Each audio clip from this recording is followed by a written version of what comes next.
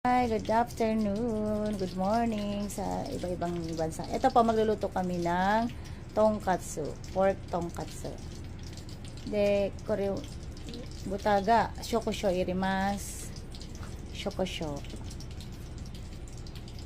Shokusho, lalagyan po ng asin at paminta, yan.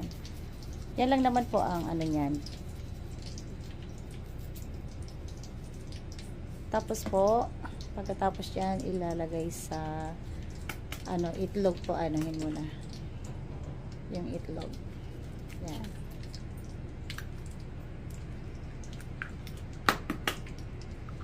Kasi dyan po natin ipapatong-patong yung mga yung mga niko. Tapos ayan po, pinainit ko na po yung mantika para pag ayan po sila ate, nag-aantay. Ay, si Blanca pala. Ay, si Blanca. Ayan po.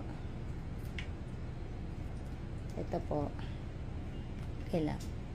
Tapos po itong itlog, batihin natin. Ayan. Yan. Pag naganyan na po yan, dyan ito. Yan, yung yan, pwede na po yan. Yan. Tapos ilalagay po yung baboy sa harina. Doon naman po sa kabila sa itlog. Yan.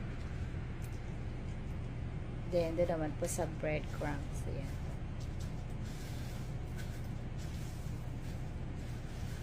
Yan. Ano lang po para marami siyang dumikit. Ay! Para marami siyang dumikit. Ayan. Ayan. Tapos ito po nagluto. Ay, ayan po. Lagay na. Tapos ganun din po yun ang gagawin. Yan. Uwi na po si Rika, si Ma'am Rika sa kanila. Sa Simonosik. Ayan po. Ganun din po ang gagawin. Dapat po yung mantika natin ay painit.